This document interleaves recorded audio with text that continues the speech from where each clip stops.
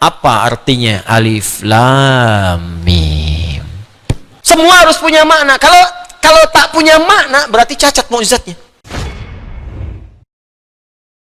Pertanyaannya, apa artinya alif lam mim? Bukan. Sekarang saya bahas. Tidak sekarang ya. Sekarang saya selesaikan sebentar. Supaya nanti kalau Anda ditanya jelas. Tadi belajar apa? Alif lam mim. Apa itu makhraj? Enggak tahu arti. Sebentar, paling 5 menit selesai. Ya, tambahannya ya bonus. Huruf itu tidak pernah ditanya artinya. Karena huruf itu baru muncul arti yang sempurna kalau sudah terangkai dengan kalimat yang sempurna. Jelas? Paham? Misal, apa artinya A? Hah? Apa artinya Y? Apa artinya H? Gak ada. Tapi kalau Anda gabungkan A, Y, A, H, ayah. Apa artinya ayah? Bapak. Apa artinya bapak? Ayah. Baru punya makna, gitu kan? Tapi Al-Quran berbeda. Al-Quran itu sempurna. Karena itu ketika Anda bertanya apa artinya alif lam mim, maka pertanyaannya kemudian dirubah dengan bentuk yang sempurna. Apa di antara pertanyaan yang sempurna itu? Kenapa Allah membuka dengan alif lam mim surah Al-Baqarah ini? Sehingga dari situ Anda tahu, oh ini artinya alif lam mim itu. Karena tinggi. Di Quran tuh nggak ada yang nggak jelas. Semua harus punya makna. Kalau tak punya makna berarti cacat mukjizatnya. Karena huruf Al-Quran beda dengan huruf biasa, lain dengan huruf mabna, tapi hurufnya huruf makna, maka setiap hurufnya mesti punya makna. Maka kalau Anda tanyakan, apa artinya alif lam mim, maka mesti dimulai dengan kalimat, kenapa Allah membuka Al-Baqarah dengan alif lam mim. Baru Anda akan mengerti maknanya. Kalau tidak, jadi tebak-tebakan nanti. Ada yang mengatakan alif lam mim singkatan, Allah, A-nya Allah, lamnya Jibril, mimnya malaikat. Di wahyu diturunkan oleh Allah kepada malaikat Jibril, ya, perantaranya disambungkan pada Nabi Muhammad sallallahu alaihi wasallam. Lalu apa artinya Toha? Apa artinya Yasin? Apa artinya alif lam mim sad? Bingung sadnya siapa gitu. Ya, karena itulah kemudian sebagian ulama tidak memilih untuk menafsirkan itu. Ada yang mengatakan ini mutasyabih, ini sir, ini rahasia dalam Al-Quran, hanya Allah yang tahu dan seterusnya. Kalau gitu kita tanyakan bagaimana Allah memberikan penjelasan. Kisahnya dimulai dari kebiasaan masyarakat jahiliyah, yang dari kebiasaan ini dikenal dengan keistimewaan mereka. Sampai hari ini nggak ada yang menandingi keistimewaan ini. Apa diantara keistimewaan itu? Orang Arab itu, orang Arab, kalau saya katakan Arab berarti yang dulu yang fasih. Kalau sekarang ada, alhamdulillah. Tapi sekarang sudah banyak bercampur bahasanya dengan ajam, sehingga menjadi amiyah, bahasa dialek, bahasa pasaran. Ya, lahjah. Beda. Misalnya gini, kalau bahasa fasih, apa kabar? Kaifa haluk? Apa kabar? Kaifa haluk ya akhi? Bagaimana kabar Anda? Datang Anda kemudian ke Mesir, zayyak hal. Datang ke Syria, ishnunak. Datang ke Libya, sinjo. Tuh, sinjo. Sin soal pertanyaan, jo. Apa kabar? Itu sudah bahasa daerah. Ya. Hal, kaifa haluk, fasihnya. Nah, orang Arab ini, teman-teman sekalian, punya keistimewaan. Satu, bahasa Arab bahasa yang paling lengkap dari segi pengucapan huruf. Saya belajar bahasa-bahasa yang lain, dari penyebutan macam-macam. Ya, misalnya yang bahasa Inggris kita tahu bersama lah, alfabetnya, grammarnya, macam-macamnya. Ya, bahasa Jepang juga sama, akasatana, hamaya, rawaen, aiwo, eo, kakiku, keko, aiwo, dan seterusnya. Ya, Mandarin, bahasa Prancis, bahasa macam-macam. Tapi nggak ada yang sempurna selain bahasa Arab dari segi pengucapan dari hurufnya. Dia huruf bahasa Arab itu meliputi semua tempat keluar huruf. Ada satu yang tidak ditemukan di bahasa-bahasa lain, yaitu huruf do. Ya. Mungkin yang lain ada a sama dengan alif kan? A, I, U ada, di Jepang ada, Arab ada, Inggris ada. How are you, man? Yeah. How are you, brother? How are you, sister? Mister, how are you? Ada. Ya, wow ada, how, kau, sapi, ya. Ya, bisa. Ada kan wow kan? Wow ada. Ya, mim ada. My name is Adi. Ya. Have you been? Ha, where have you been? Kemana aja kamu? Ha ada. Ba ada.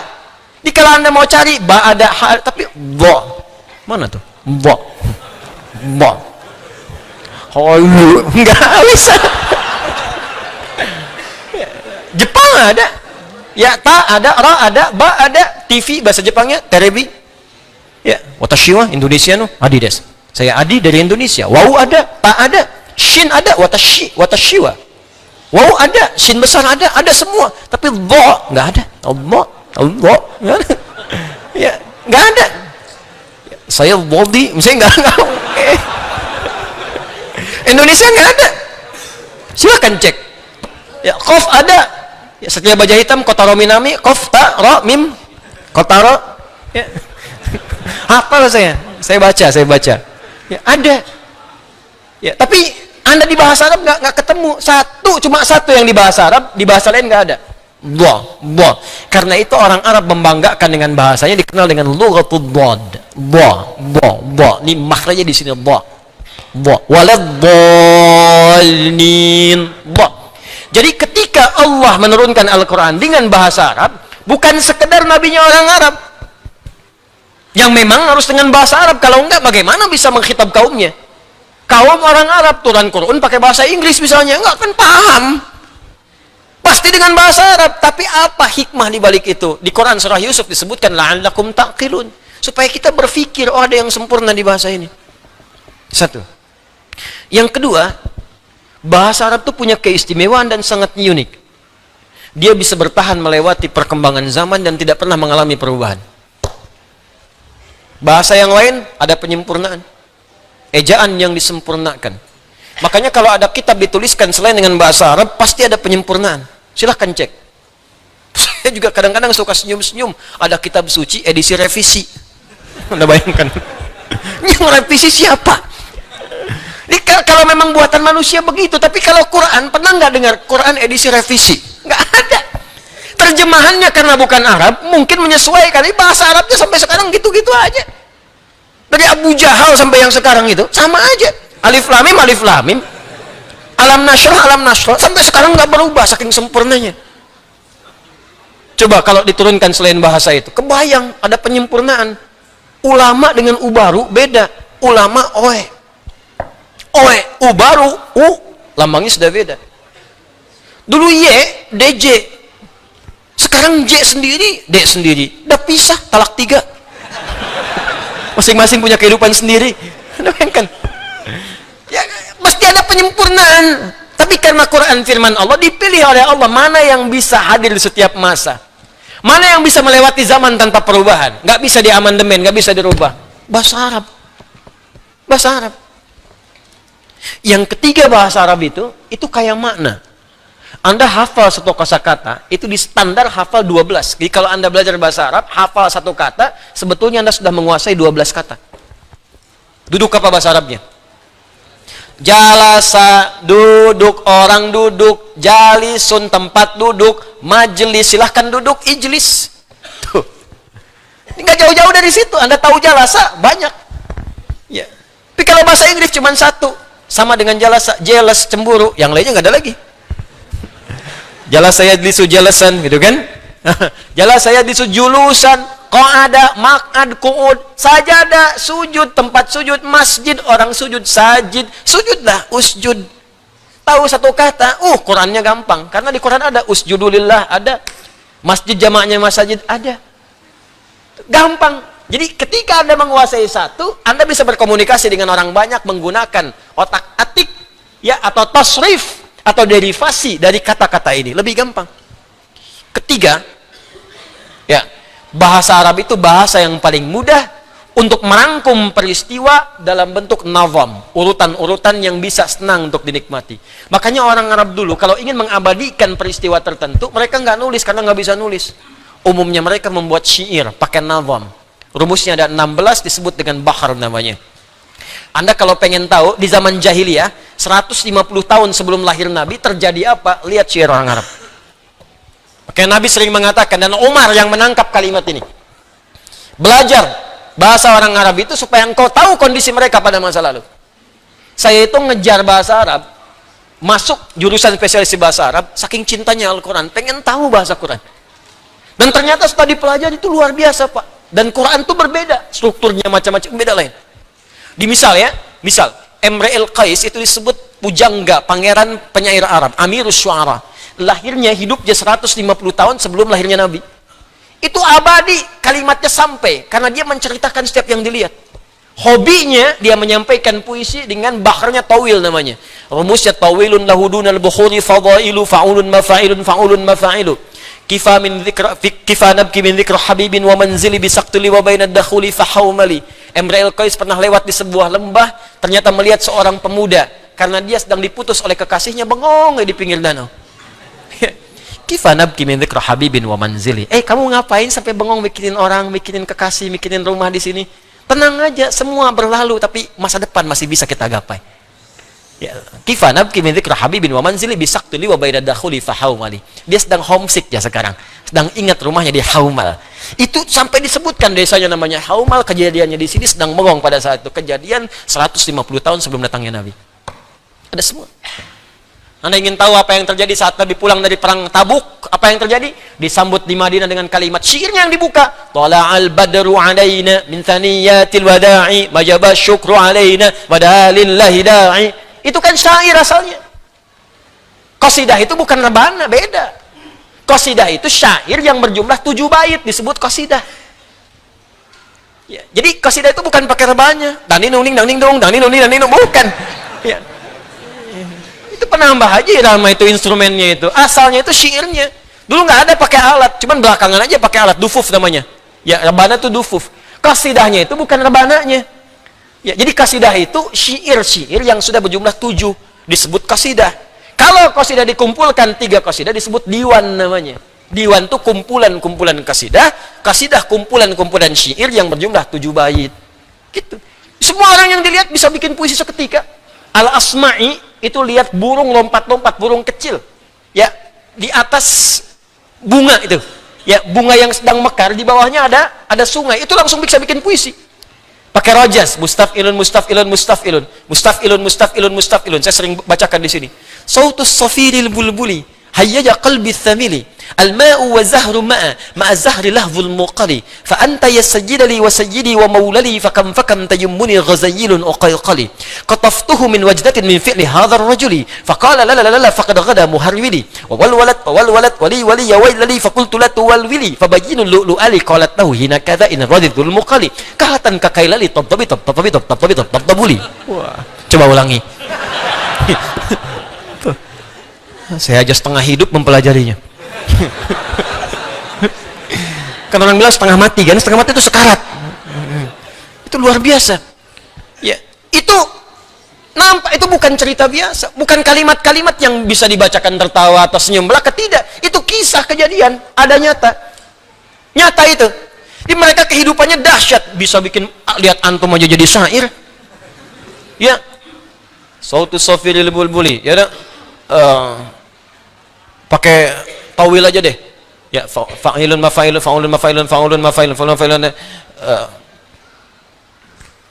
jalastu fa'ikun kursi fara'aitu ra'isun aswada jalisun amami biqafiyatihi. Ya, misal saya duduk sedang di bangku sedang mengajar, maka di hadapan saya ada sudut kemiringan tertentu, seorang pakai peci hitam duduk depan saya.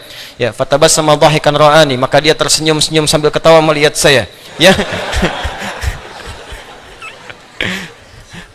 Itu dibikin aja, rumusnya ada sendirinya. Ya, cuman maaf, kalimat itu cuman cerita, cuman kisah. Kadang-kadang ada khayalan, makanya ada imajinasi. Kadang-kadang khamriyat, hanya untuk ngajak pesta, pakai syair. Makanya nanti ada musik yang diharamkan karena gabung dengan pesta. Suatu masa nanti ada umatku menghalalkan musik dengan zina, dengan sutra dan sebagainya. Karena orang kalau datang sekarang ke diskotik, datang ke tempat-tempat hiburan, pakai pakaian bagus, terus ikhtilat macam-macam, joget-joget macam-macam, musiknya nyantu di situ. Itu udah ada, yang sekarang telat. Udah ada, namanya khamriyat. Ya, pakai musik, pakai hiburan, pakai syair untuk minum-minum khamar. Ada banyak. Ya, ta'ala ila khamri nu'alina. Ya. Ya fawailul lis-salati wal musallina. Ayo kita mabuk-mabukan yuk minum khamar. Kalau salat mah disebutnya celaka karena Allah berfirman wailul lil musallin, bukan wailul lil khamirin. Itu tuh saking mereka pengennya mabuk-mabukan untuk meninggalkan salat. Sampai menyebutkan, yang kena neraka wel kan orang salat bukan yang minum khamar. Dalilnya wailul lil musallin. Tuh. Menempatkan sesuatu bukan pada tempatnya, dikecam oleh Al-Qur'an. Diluruskan kalimat-kalimat itu. Dia sudah ada. Ada bikin puisi misalnya, maaf ya, untuk memuji. Ada yang untuk berzina, ada bikin puisi dulu untuk zina, ada. Narik memikat pasangan, ghazal namanya. Ya, ghazaliyat disebutkannya. Ada untuk memuji namanya madah. Nabi pernah dipuji oleh seorang sahabat sampai Nabi punya seorang syairun Nabi namanya Hasan bin Thabit. Ya, ada lengkap semua. Tapi isinya nggak ada yang tentang bimbingan kehidupan. Maaf, tidak ada petunjuk-petunjuk bagaimana menjalani masa depan. Tidak ada bagaimana tatanan sosial. Tidak ada dorongan untuk menggali pengetahuan. Maka, ketika Allah menurunkan wahyu kepada Nabi Muhammad SAW, itu kalimat Qur'annya indah. Saking indahnya, ada yang menduga itu mirip syair. Karena rumusnya, yang paling menarik, ada kemiripan. Walau hakikatnya nggak sama sekali. Apa kemiripannya? Yang tadi i di Quran ada a semua. Nih lihat nih. Wadduha wal laili idza ma wadda'aka rabbuka wa ma walal akhiratu khairul laka minal wala sawfa yu'tika rabbuka. Lihat, semua a. Ada yang ujungnya kaf. Alam nashrah laka wa wada'na anka wizr alladhi anqadha dhah wa rafa'na laka dhikr. Sedangkan orang Arab pun bikin syair ujungnya tuh ada saja, ujungnya ada kaf, ada lam disebut dengan lamnya, ada mim ujungnya. Jadi mereka menuduh Nabi, itu mah bukan wahyu, itu syair seperti kami. Jelas. Asatirul awwalin itu mah informasi orang-orang dulu yang dibukukan lagi, yang disampaikan oleh Muhammad SAW. Ya, maksud dibukukan di sini dihimpun kembali. Muhammad itu syair, cuma mereka nggak bisa nuduh syair karena rumus syair nggak ada di Quran. Karena rumus syair terbatas, tawil, faulun, mafailu di Quran nggak ada rumus itu, nggak bisa dipakai. Al-Baqarah bukan rumus itu, Wadduha bukan rumus itu, Rajas, mustafilun nggak bisa dipakai di Quran. Ayat apa yang mengikuti rumus itu? Nggak ada. Madid, mufa'alatun, fa'ilatun, nggak bisa dipakai, nggak ada rumusnya. Jadi mereka kebingungan, mau nuduh Quran nggak bisa karena nggak mengikuti rumusnya syair, tapi kalimatnya bisa indah seperti itu dan isinya beda. Sehingga apa yang terjadi? Ketika Nabi banyak dituduh demikian, maka ditantang oleh Allah. Kalau kamu menuduh Al-Quran syair seperti yang kamu ucapkan, silahkan bikin semisal Quran. Buat. Kalau engkau mampu buat. Bahkan aku jadikan setiap huruf-huruf Al-Quran adalah huruf-huruf yang biasa engkau gunakan untuk bikin syair itu. Makhrajnya sama, hurufnya sama. Dari mulai paling bawah sampai dengan kelisan muncul. Aku tunjukkan kepada kalian. Aku buka dengan alif, lam, mim. Kalau kalian mampu, bikin yang seperti Al-Quran. Nih, aku turunkan dari makhraj yang sama, dari huruf yang sama, seperti yang kalian buat dari syair-syair itu. Sekarang kalau mampu, dan kalau benar tuduhan kalian Quran bagian dari syair, bikin semisal Al-Quran. Maka itu nanti di ayat ke-23-nya akan ditegaskan tantangan Allah itu. Qul in kuntum tuhibbuna Allah. Itu Ali Imran ayat 31. Ayat 23. Qul bukan kul wa in kuntum. Oh, kan jarang ngaji itu. Wa in kuntum fi raibim mimma nazzalna ala fa'tu bi suratin min mithli wad'u syuhadaakum in kuntum. Baik. Wad'u syuhadaakum min dunillah in kuntum shadiqin. Fa illam taf'alu walan fattakhun narallati waquduhan wa'iddat lil, maka muncul tantangan Allah. Ayo buat semisal ini. Jadi alif lam mim dan yang lainnya ketika diturunkan membuka ayat-ayat dan surah-surah dalam Al-Quran, itu salah satunya bermakna tantangan kepada orang-orang Arab yang sering menuduh Nabi Quran rekayasa Nabi, Quran buatan Nabi, maka silahkan buat seperti Quran ini. Bahkan huruf-huruf dalam Al-Quran dibuat oleh Allah dengan huruf yang sama seperti kalian membuat puisi-puisi dalam kehidupan kalian itu. Ternyata sampai Nabinya wafat pun tidak ada yang mampu membuat seperti Al-Quran. Ini menunjukkan Quran bukan rekayasa manusia. Ini menunjukkan Quran bukan produk budaya. Kalau produk budaya berarti setiap manusia mampu. Anda bayangkan Abu Jahal pakar bahasa Arab, Abu Lahab pakar bahasa Arab, banyak pakar bisa bikin puisi Arab, bisa bikin qasidah Arab, tapi nggak bisa menyaingi Quran sampai mereka takluk, sampai mengatakan ini bukan buatan manusia biasa, sampai nggak bisa menyoal Quran. Silahkan cek di tafsir-tafsir, nggak pernah ada Abu Jahal bertanya apa maksudnya alif lam mim. Apa maksudnya Toha? Saking ngertinya, saking sempurnanya bahasanya. Di mereka itu merasa bahwa Quran itu memang luar biasa, mukjizat. Cuman karena mereka iri kepada Nabi, mereka menolak Qurannya. Tapi seiri-irinya, nggak pernah mereka mengatakan Quran produk budaya. Tuh. Makanya Umar yang sangat paham paham puisi Arab, baru mendengar satu kalimat langsung bergetar hatinya. Karena ini bukan puisi, bukan syair. Toha. Ma anzalna 'alaikal Qur'ana litashqa. Langsung syahadat. Karena tahu ada sesuatu yang beda. Maka kalau pakar bahasa Arab di zamannya, walaupun memusuhi Nabi, mereka mengakui Quran itu firman Allah. Quran itu tidak biasa. Dan mereka mengakui nggak mampu membuat seperti Quran. Datang orang sekarang yang nggak bisa bahasa Arab. Bicara aja nggak fasih. Ngerti juga enggak, tiba-tiba mengatakan Quran produk budaya. Berarti ada yang salah, ada yang konslet dalam pemikirannya. Kalau Abu Jahal hidup lagi, bingung sama orang ini. Tumben aku aja nggak ngatain itu, katanya. Hati-hati, karena setan dulu nggak kuliah, setan sekarang kuliah. Lebih komplit setan sekarang itu. Setan dulu cuman diusir pakai ayat kursi, bacain ayatnya, lari setannya. Setan sekarang mesti dilempar dengan kursinya sekalian.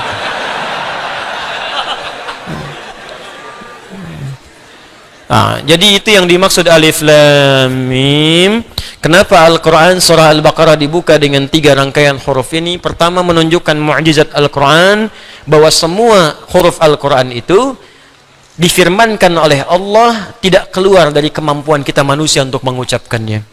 Karena itu seluruh hurufnya itu bersumber dari sifat pembicaraan kita sendiri, dari kemampuan kita untuk bertutur.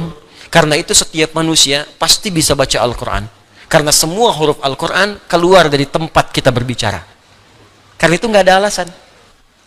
Mustahil manusia nggak ada yang bisa baca Quran, mustahil. Pasti bisa. Karena Al-Quran firman Allah yang saat difirmankan ada fitrah dalam perangkat tubuh kita untuk bisa mengucapkannya. Karena bersumber dari semua tempat keluar huruf. Paham? Satu.